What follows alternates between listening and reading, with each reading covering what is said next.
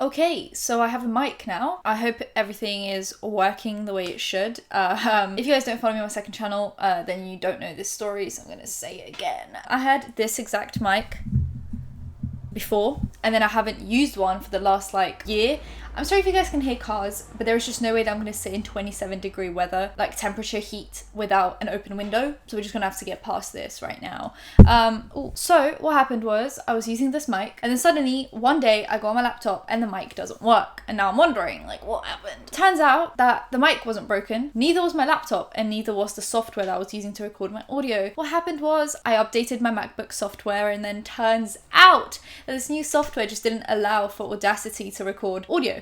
And you had to do this like roundabout way that I'm like doing every time now to be able to record with Audacity, because there is a problem with like allowing it to record audio, and there's some like privacy security issue going on there. I hope I'm not getting hacked, but essentially that's what's happening. So I think I just bought a second mic, identical mic, for no reason. And the thing is, I still haven't tried if the original mic works, and I think I'm just doing this for my own like mental health and sanity, because I don't want to accept the fact that I now have two identical fully functioning mics. There is a plane outside. Cool. Why are there planes flying? What? Anyway, so today we have a few stories. I haven't been uploading on my main channel for like a few days. I know it's only been like, I don't know, like three days, but to me this like felt like 3 weeks. But it's just, you know, I've just been feeling a lot of emotions lately, and I just essentially was just not in any way, shape or form ready to get on camera and film or edit. Took a good break for 3 days and I'm back. So Instagram, Twitter, follow me in there. It's a fun time. I changed my handles on both. I'm just going to say this now just in case you're looking for me. Social media links in description, along with my second channel.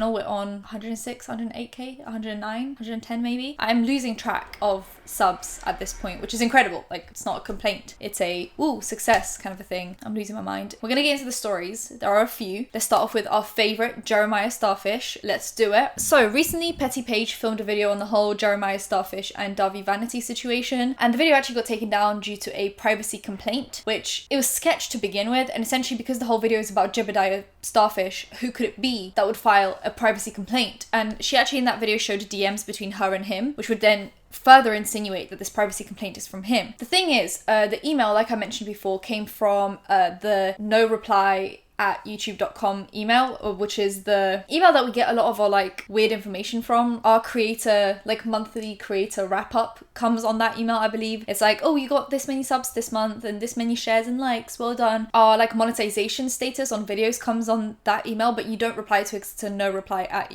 whatever youtube.com, wherever it is. And it usually, privacy complaints come from the person filing the privacy complaint, because you need to know who to like address this with. Because if you don't know who it's from, then you can't like address the issue. And I think that was the whole point. Like, she was not supposed to address the issue. The video was just supposed to be taken down. And now we're wondering who did this. So he said, I would never take down someone else's video. You guys are being silly at this point. Paige still follows me and could have asked me herself, but I guess this creates more views if you insinuate I did something I didn't. I'm bored. And then Ripzilla actually replies and says, I'm honestly not surprised that you are here right now. There's no evidence that you did, as well as none to prove you didn't. Just that the video did pertain to you. Very well could have been Davi, but it's still shady that YouTube has no explanation as of yet. And that's the thing. Paige actually went on that live chat function where you can talk to YouTube about any issues you're having, and they like did not see the video in the system. Like they basically saw no issue, they saw no privacy complaint, and if you see no issue, then they can't fix it for you because there's no issue to fix. This was a very strange situation where, like, was YouTube doing this to help Jeffree? Was Jeffree behind this? Or was it someone else that was just like playing games? Was it someone at YouTube? Maybe one of their employees was like, I don't like this. Who knows? Who knows at this point who this was? But Jeffree said, I have nothing against Paige and respect her for always being herself. I may not agree with things she says, but that's just life, and I would never stop someone's bag. I mean, you don't ever directly stop someone's bag, but you've definitely like indirectly stopped someone's bag before. Laura Lee, Manny Mue, Thomas Halbert, James Charles, Tati.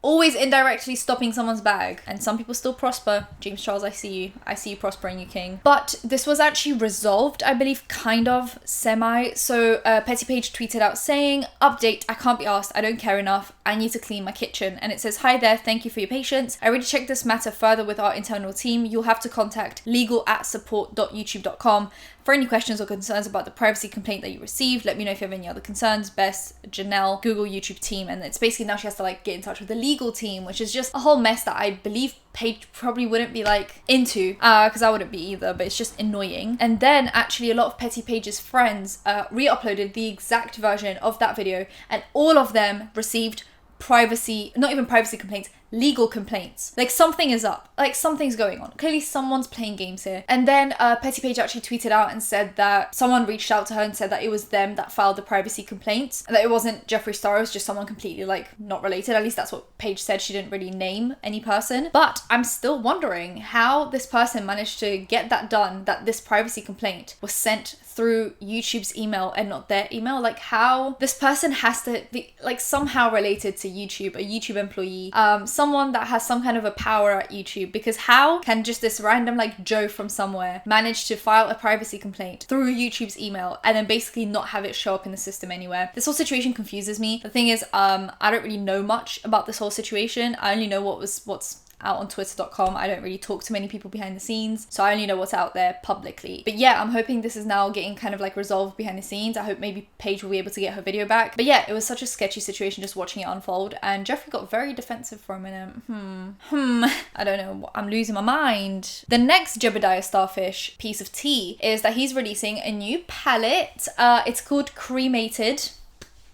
Let that one sink in. The thing is, I know a lot of people had a problem with the theming of this video. It's cremated. Like, what are people going through right now? It's a certain time of, you know, certain period of time, a time in history that is not the best to release like death related makeup. But the thing is, he did register this like name in September of last year. So this was clearly supposed to be a thing that wasn't insensitive. The thing is, he didn't have to release this now. But then again, to play devil's advocate, we don't know when this will end. And will there ever be a good time after this to release this? Like it doesn't really matter when he releases this. People will always bring it back to like, well, we just went through this thing. I know many people said that they're not okay with this because they feel you know, they've gone through something that is making this offensive to them, mainly now with people going through things that they didn't really expect to go through. But then some people are saying that even if they have been through something like this, they're not offended. And then some people are just in general saying like, this is strange that people are like offended by this when it's a makeup palette. Like, he's not, you know, he's also did trademark this all the way back in September. So yeah, he's got like a very, you know, edgy type of humor. So there's definitely that aspect of things. I don't think this is like so out of the blue that it just doesn't make sense for Jeffree Star. But I had no problem with this. First of all, the packaging is boring. Okay, so the outside packaging of the palette is really cool. It's like marble and it has like a cutout cremated thing, and through that you can see Jeffree Star.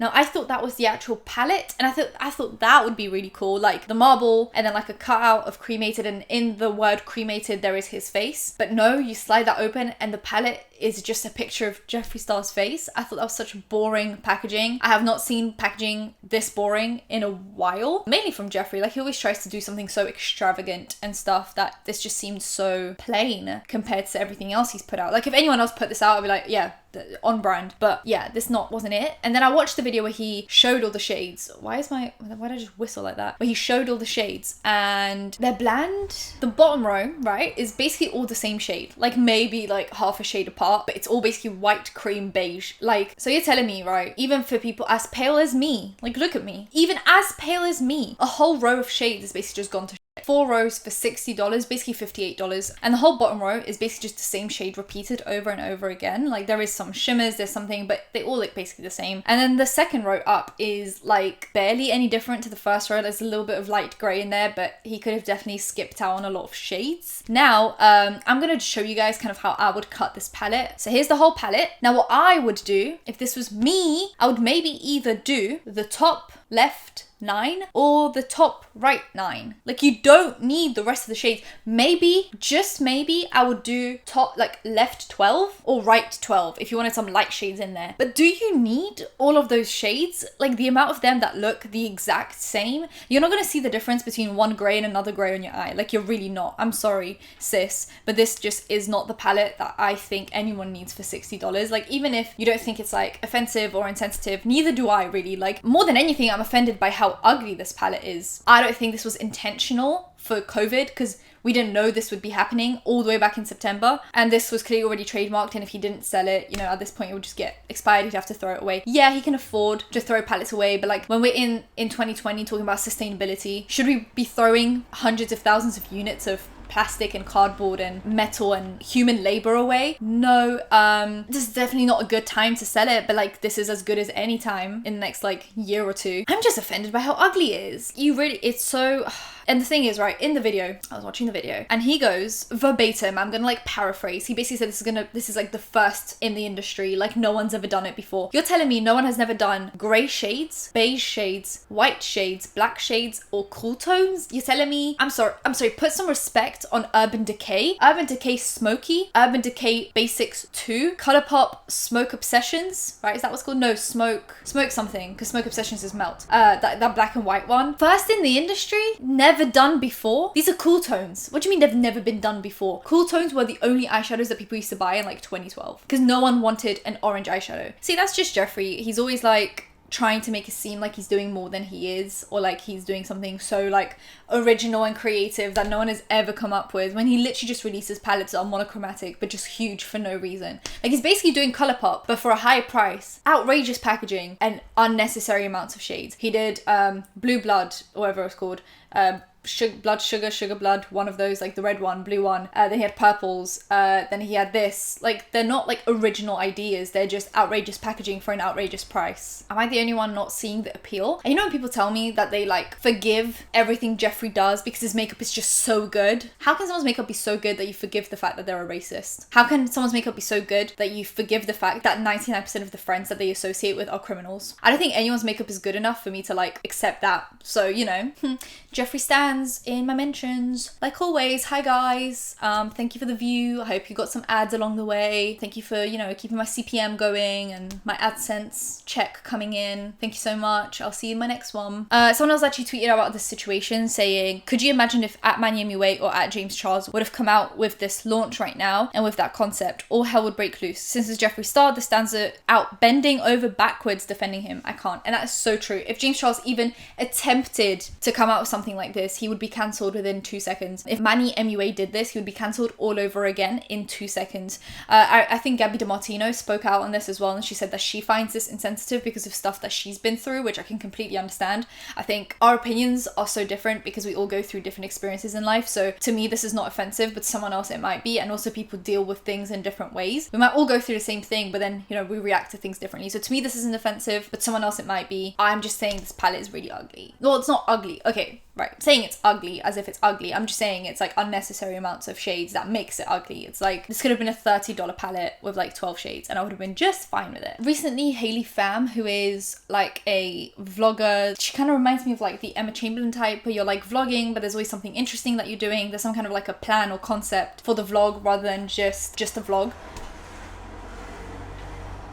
And she is dating a guy called Ryan Trahan, who also does like a similar thing, but he'll do like, I think, what was the one that I saw, driving a Tesla for 24 hours, like sleeping in a Tesla for 24 hours. One of those, like he does one of those challenges where he does a different thing every single time. So they're like, you know, there's like on trend YouTubers right now, and they've been dating for 2 years. They are, I think 19 and 20. They're both actually really religious from what I know. I think Haley has spoken out on this before that, you know, she's very religious and she kind of follows the planes. She kind of follows the rules as they're given to her, and he has now proposed to her. They are engaged now since yesterday, I believe, and a lot of people had a lot to say. So a lot of people are on Twitter basically saying that at the age of 19 and 20, after 2 years of dating, that they don't think that it's like necessary for them to get engaged. And many people are saying like, you know, many people have boyfriends in teenage years, like 15, 16, 17, 18, 19, and they don't end up with those people when they're 30 or 40. And I think, I mean, hear me out. I wouldn't do this. I'm also not religious. So I don't have this like pressure of marriage to like be able to live my life. Like I don't have to like get married first and then be able to like do anything else, you know? And I think with very religious people, marriage is like the basis of things. I'm not very religious, and I also don't believe in like early marriage. I just think I'd rather be like super ready before I do all of that. But to each their own.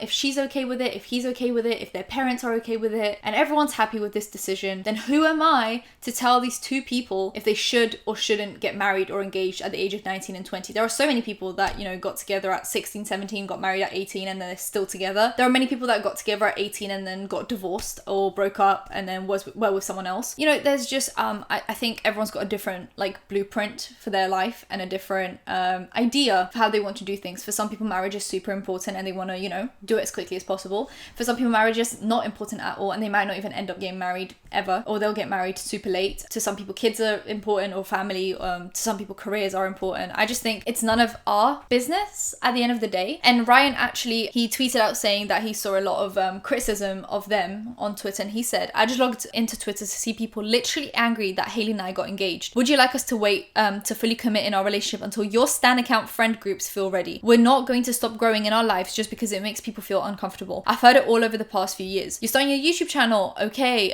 was really just a genuinely nice person who had the same aspirations but never tried. Judging me was their way of avoiding confrontation with themselves. If you leave school now, then you'll be back in 2 years with no money or friends. Was really just a kind student who also disliked school. They would rather judge my action than confront their own inaction, plus many more. I understand some are just bored and love to gossip.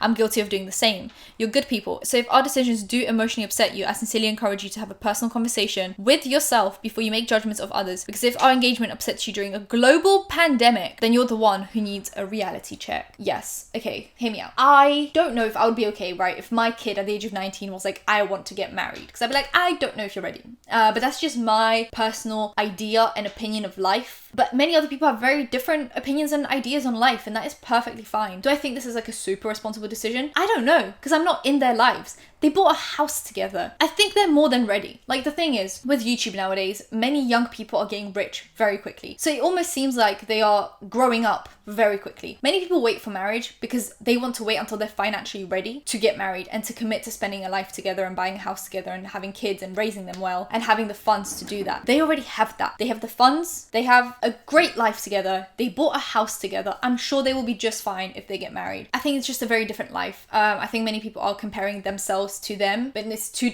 completely different lives. Like, yeah, I just think they grew up much quicker because of YouTube and because of, you know, decisions they had to make. So yeah, I'm very happy for them, honestly. I think they look great together. I don't really watch their videos, but I'm sure they're living their best lives, and if marriage makes them happy, then who am I to stop that? So recently we found out that Late Night with Lilly was going to be renewed for season 2, which I thought was like impossible. I did not think that she was going to get renewed for season 2. Not that I didn't wish it for her or I didn't want her to do it. I just didn't think it would happen with the kind of views that she's getting on her channel and the kind of ratings that she's getting. I just did not think it was possible for ABC to renew them for season 2. But then we found out because Lilly actually filmed her own video talking about her opinions on Late Night with Lilly, and she basically said that they filmed all the episodes for season 1 in 3 months and then they were releasing them. So when she was receiving criticism, she wasn't able to like work on it or change anything. And also when like current events were happening, she was never able to address them in like the first monologue at the start of her late night show, like many other hosts were doing. Like even now,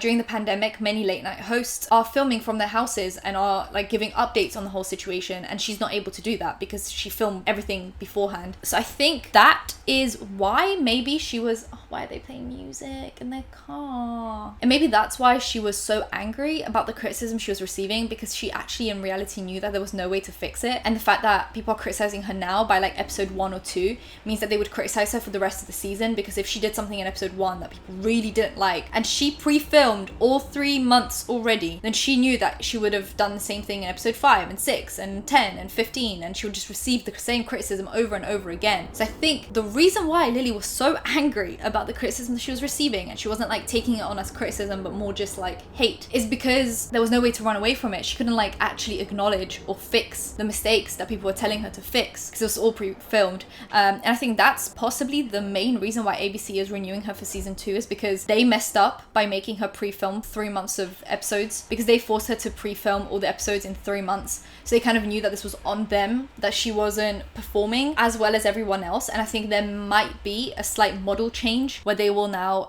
possibly not pre-film all the episodes. They might pre-film a few, but I'm hoping that it'll all be like live as things are happening. She'll be filming stuff, because I just cannot go through another one of her episodes, honestly. I don't think I've ever watched an episode in full. I've watched like bits and pieces of it, and I just hope that from now on this becomes like an actual late night show with actual news coverage and actual like current events, because that's what they advertise it as. When you click on the videos, in description it says that they cover current events. How can you cover current events when you pre-film all the episodes for a season in 3 months, then you can't talk about current events. You can only talk about the current events of those 3 months. So yeah, I'm hoping that season 2 will be like the show, like the season that makes YouTubers look really good. Because I think there are many YouTubers that are blurring the line between YouTuber and celebrity. James Charles being one of them. I spoke about it on my second channel when I was reviewing the finale of Instant Influencer.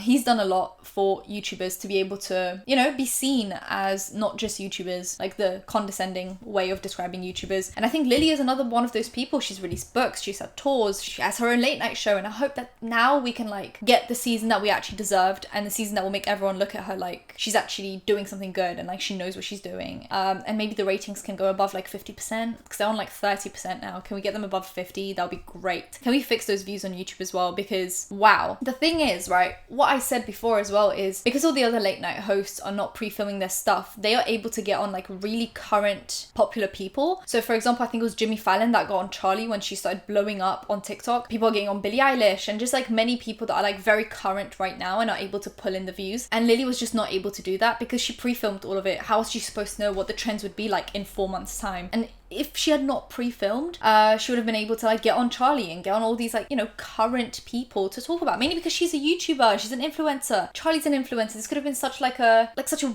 wild thing that they're both influencers, but they're not doing this show on the internet. They're doing it on TV, but they're both influencers. Incredible. This would have been like such a thing, you know? I'm just hoping for the best for season 2. Like, I don't hate Lilly. I think she's done and said many questionable things that I don't agree with, and she just, you know, she definitely does not still know the difference between hate and criticism. But I do hope for the best because she is a representation now to the mainstream media of what YouTubers are like. So I want her to do really, really well. Thank you. That's it. If you enjoyed the video, give it a thumbs up, comment down below, anything, comment down below, and subscribe because I post videos every time something happens. So hit that bell, be notified when that's happening. Social media links and second channel in description, and I'll see you in my next one. Bye guys.